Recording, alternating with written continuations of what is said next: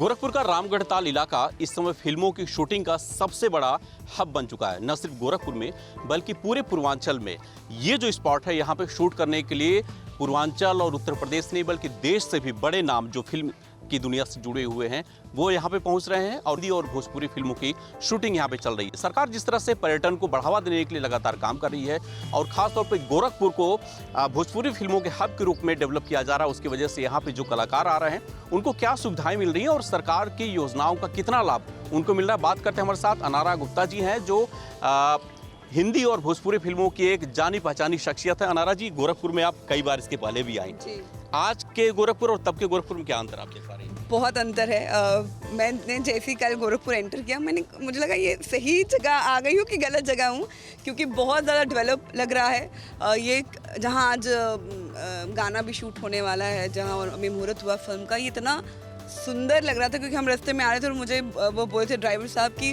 आपका जो बॉम्बे का जो मरीन ड्राइव है ना, वो भी आपके के लेवल, मतलब उस लेवल का यहाँ पे बन गया है। और वाकई में जिस तरह से गोरखपुर ने फिल्मों के लिए जो चीज़ें की हैं, क्योंकि देखिए भोजपुरी कहीं ना कहीं गोरखपुर से जुड़ी है, भाषा जुड़ी है यहाँ से, और जिस तरह से जब आर्टिस्टों को उस तरह का माहौल मिलता है, उस तरह की चीज़ें मिलती हैं, तो उसे शूट करने में मज़ा आता है। जैसे अब कितना सुंदर लग रहा है ये ताल, और यहाँ पे शूट होने वाला है और मैं बहुत एक्साइटेड हूँ कि अब गोरखपुर में ही शूट कर सकते हैं। पहले गोरखपुर में जब आते थे थोड़ा बाहर आउटर कट्स में हम लोग जाते थे शूटिंग करने के लिए थोड़ा, बट अब वैसा नहीं है। अगर आप गोरखपुर में हैं तो आप गोरखपुर के अंदर ही शूट कर सकते हैं, इस तरह का माहौल है। और आई थिंक जो पुलिस जो है वो भी बहुत सपोर्ट करती है आर्टिस्टों को और पूरी हेल्प करती है शूटिंग के दौरान, किसी तरह का मिसहैप ना हो, और पूरी मतलब हर चीज़ से लेकर मेरे को लगता है कि गोरखपुर ने अपने आप को काफ़ी डेवलप। जम्मू की अनारा गुप्ता ने भोजपुरी इंडस्ट्री में एक अगर कहें तो अपनी एक अलग छाप छोड़ी है, तो वो जो स्थिति है भोजपुरी इंडस्ट्री में, आप पिछले कई अगर कहें तो दशकों से आप सक्रिय हैं, कितना बड़ा बदलाव? क्योंकि जिस तरह से रवि किशन ने भोजपुरी में अश्लीलता को लेकर के एक अभियान शुरू किया था, हालांकि उसका विरोध भी हुआ, कुछ लोगों ने सपोर्ट भी किया, उसका असर कुछ आप अभी की जो फिल्में हैं, जो आज फिल्म आप शूट कर रही हैं, उस पर कुछ देख पा रही हो? बिल्कुल। और मैं आपको एक चीज़ बताती हूँ कि फिल्में कभी भी अश्लील नहीं बनती हैं भोजपुरी में। फिल्में पहले भी अच्छी बनती थी, गाने हैं, कुछ एल्बम हैं, कुछ लोकल लोग गायक हैं जो शायद उन्हें ये लगता होगा कि हम इस तरह का कुछ बनाएंगे तो हमको थोड़ी व्यूअरशिप ज़्यादा मिल जाएगी, मुझे ऐसा लगता है, बट ऐसा नहीं है। भोजपुरी फिल्में बहुत अच्छी, मुझे 10 साल हो गए काम करते हुए, अच्छी फिल्में, अच्छे गाने।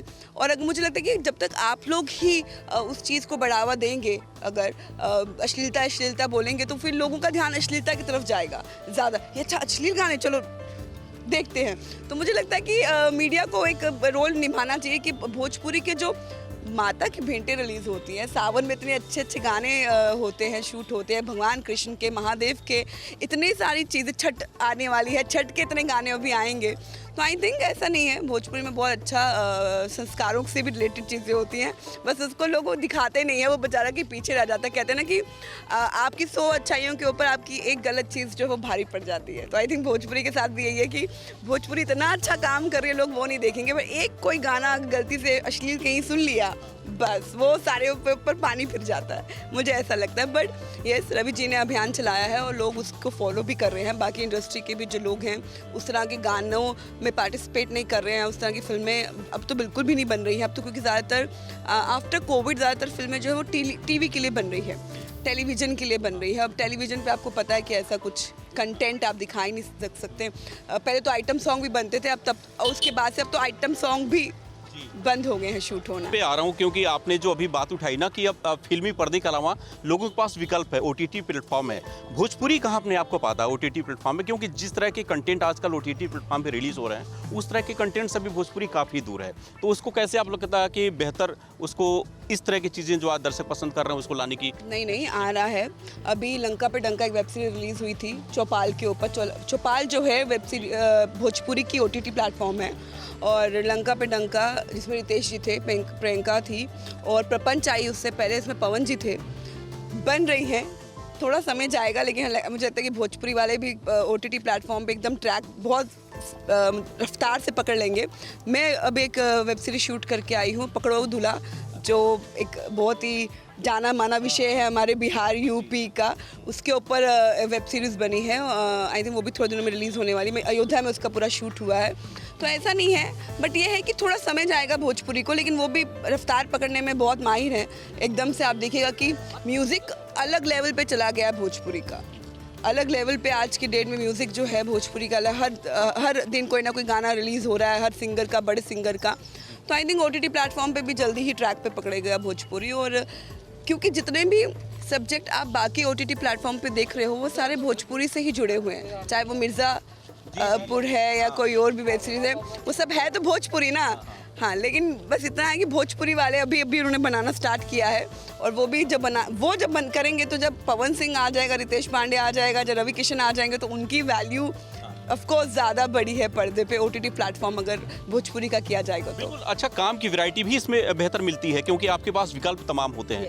हिंदी सिनेमा या भोजपुरी सिनेमा एक दायरा निश्चित होता है, लेकिन OTT कंटेंट पे आपको क्या लगता है कि आप अपनी प्रतिभा को भी और अच्छे तरीके से एक्सप्लोर कर सकते हैं? यस, मैं खुद ही बता रही हूँ सर, इस जो पकड़ो धुला है इसमें मैंने बहुत ही डिफरेंट कैरेक्टर किया है, मैंने नेगेटिव रोल किया है फर्स्ट टाइम अपनी लाइफ में। अधिकतर तो लोग अभी तक आपको आइटम सॉन्ग में ही ज़्यादा देखते थे। हाँ, आइटम सॉन्ग फिल्म में ज़्यादातर पहली बार नेगेटिव शेड करी थी, खुद को लग रहा था कि पता नहीं नहीं करूं क्योंकि मैं बीइंग ए हीरोइन काम करती हूँ इंडस्ट्री में, पता नहीं इसके बाद लोग मुझे कैसे देखेंगे। बट आई थिंक जब वो मैंने सीरीज़ की, और ऑफ कोर्स आपको हीरोइन जब आप रहते हो ना तब आपके पास इतना स्पेस नहीं होता है, बट लेकिन जब आप नेगेटिव करते हो तो आपके पास अलग बहुत स्पेस होता है, और बहुत मज़ा आया उसे करने में। नंदनी रोल, उस कैरेक्टर का नाम नंदनी है, और वो किस तरह से उस रावण है वो उस पूरी वेब सीरीज़ में।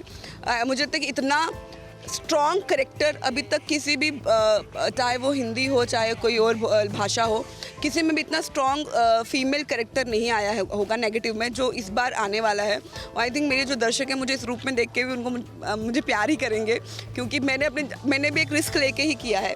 और आई थिंक जब आप रिस्क लेते हो कभी ना कभी तो वो डेफिनेटली आपको पे ऑफ करता है, उसका अलग आपको मिलता है। तो आई थिंक लोगों को बहुत पसंद आने वाली वेब सीरीज़, क्योंकि वो सच्चाई है कहीं ना कहीं कि ऐसे लोग जब आप क्योंकि वेब सीरीज़ में क्या होता है कि लोग उस तरह का कंटेंट बनाना ज़्यादा अच्छा समझते हैं जो कहीं ना कहीं आम पब्लिक से जुड़ा हुआ होता है। क्योंकि आप जब वो वेब सीरीज़ देखते हो तो अरे आपको लगता है अरे यार मेरे साथ तो ऐसा हुआ है, तो आप जल्दी कनेक्ट करते हो। तो आई थिंक वो वैसी ही वेब सीरीज़ वाले दिनों में हम किस किस फिल्म में, किस किस सीरीज़ में अनारा गुप्ता को देख सकते हैं, और जल्दी जो आपकी फिल्म रिलीज होने वाली है उसके बारे में कुछ बताएं आप। अभी तो अतीत एक फ़िल्म है वो रिलीज़ होने वाली है, जो इसमें मैं और रितेश जी हैं, जो हम लंदन शूट करके आए हैं। एक पवन जी के साथ भी फिल्म करके आई हूँ, वो भी लंदन शूट किया है हम लोगों ने। रितेश अपना चिंटू के साथ फिल्म करके आई हूँ। 3 फिल्में मैं करके आई हूँ अभी लंदन में शूट। उसके बाद वेब सीरीज़ आने वाली है, उसके बाद ये फिल्म जो है तमन्ना ये आने वाली है आई थिंक।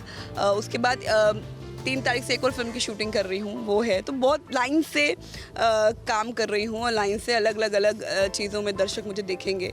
मैंने बीच में एल्बम्स भी किए हैं, तो मैं जो पब्लिक जो आजकल चल रहा है वो सब कर रही हूँ कि मैं अपनी पब्लिक से, अपने फैंस से ज़्यादा देर तक दूर ना रहूँ। हिंदी फिल्मों में भी क्या जल्दी कुछ बड़ा होने का तो नहीं, बट मैं ये हिंदी का तो नहीं, बट ये तेलुगु फिल्म करने जा रही हूँ।